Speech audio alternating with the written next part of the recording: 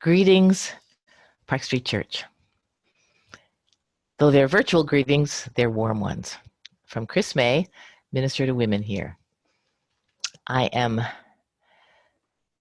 recording an LDI lecture, but actually I'm not, because the lecture has been sent to you and you will have it. It's on prayer, giving you just some ways to pray in these scary times.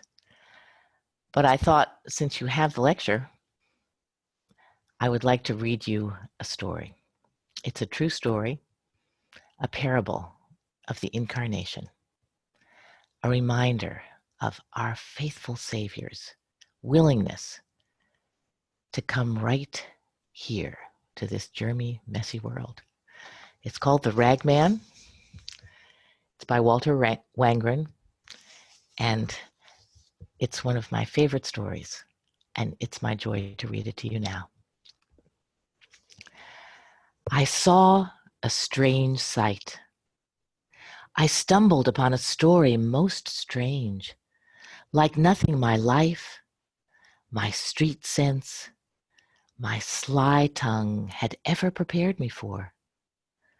Hush, child, hush now, and I will tell it to you. Even before the dawn one Friday morning, I noticed a young man, handsome and strong, walking the alleys of our city.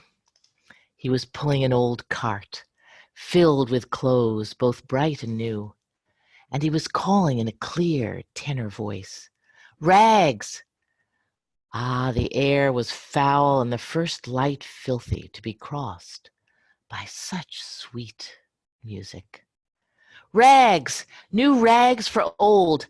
I take your tired rags! Rags!"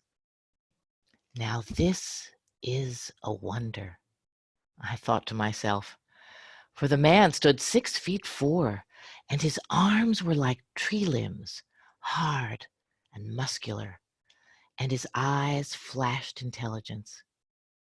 Could he find no better job than this? To be a ragman in the inner city? I followed him. My curiosity drove me, and I was not disappointed. Soon the ragman saw a woman sitting on her back porch. She was sobbing into a handkerchief, sighing and shedding 1,000 tears. Her knees and elbows made a sad X. Her shoulders shook. Her heart was breaking. The ragman stopped his cart. Quietly, he walked to the woman, stepping round tin cans, dead toys, and Pampers. "Give me your rag," he said so gently, "and I'll give you another." He slipped the handkerchief from her eyes. She looked up, and he laid across her palm a linen cloth, so clean and new that it shined. She blinked from the gift to the giver. Then, as he began to pull his cart again, the ragman did a strange thing. He put her stained handkerchief to his own face, and then he began to weep, to sob so grievously as she had done, his shoulders shaking. Yet she was left without a tear. "This is a wonder," I breathed to myself, and I followed the sobbing ragman like a child who cannot turn away from mystery. "Rags, rags, new rags for old." In a little while, when the sky showed gray behind the rooftops, and I could see the shredded curtains hanging out black windows, the ragman came upon a girl whose head was wrapped in a bandage, whose eyes were empty. Blood soaked her bandage. A single line of blood ran down her cheek.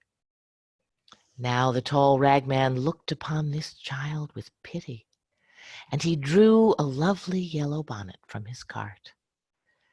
"Give me your rag," he said, tracing his own line on her cheek, "and I'll give you mine." The child could only gaze at him while he loosened the bandage. removed it, and tied it to his own head. The bonnet he set on hers, and I gasped at what I saw. For with the bandage went the wound. Against his brow it ran a darker, more substantial blood. His own. "Rags, rags, I take old rags," cried the sobbing, bleeding, strong, intelligent ragman. The sun hurt both the sky now and my eyes. The ragman seemed more and more to hurry. "Are you going to work?" he asked a man who leaned against a telephone pole. The man shook his head. The ragman pressed him. "Do you have a job?" "Are you crazy?" sneered the other. He pulled away from the pole, revealing the right sleeve of his jacket, flat, the cuff stuffed into the pocket. He had no arm. "So," said the ragman, "give me your jacket, and I'll give you mine." Such quiet authority in his voice. The one-armed man took off his jacket.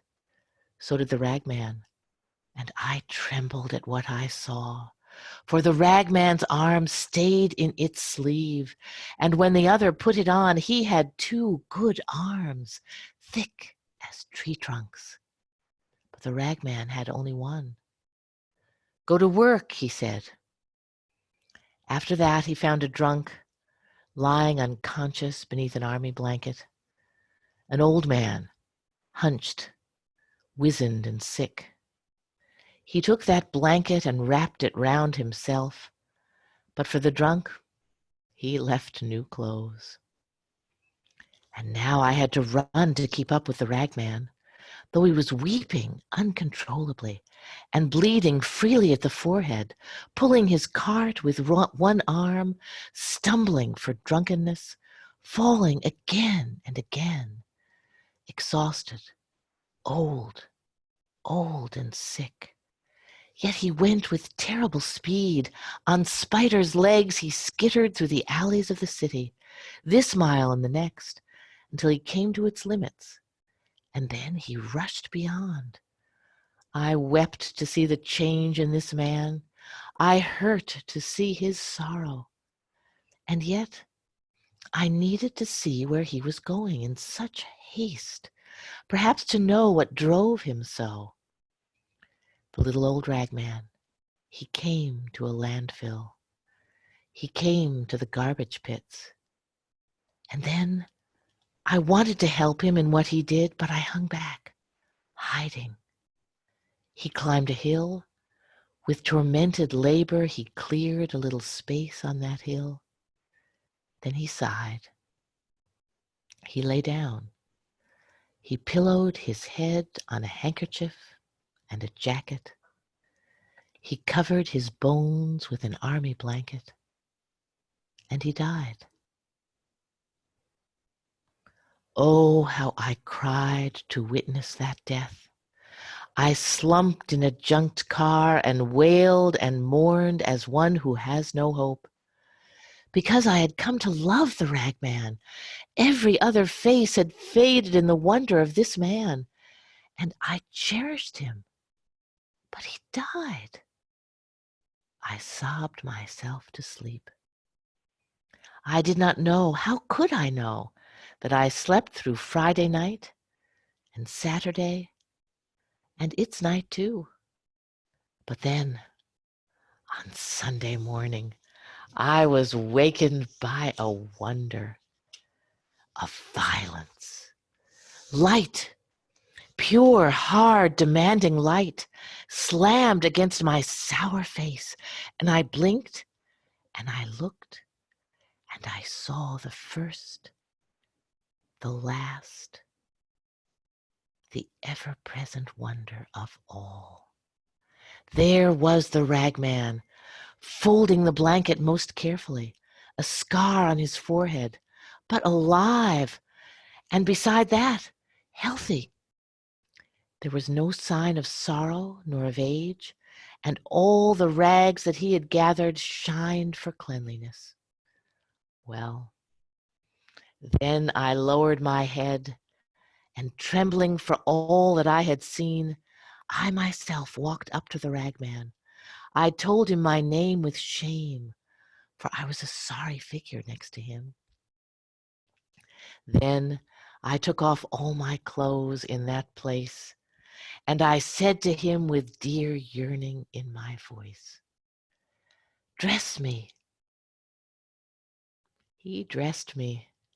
My Lord, he put new rags on me, and I am a wonder beside him.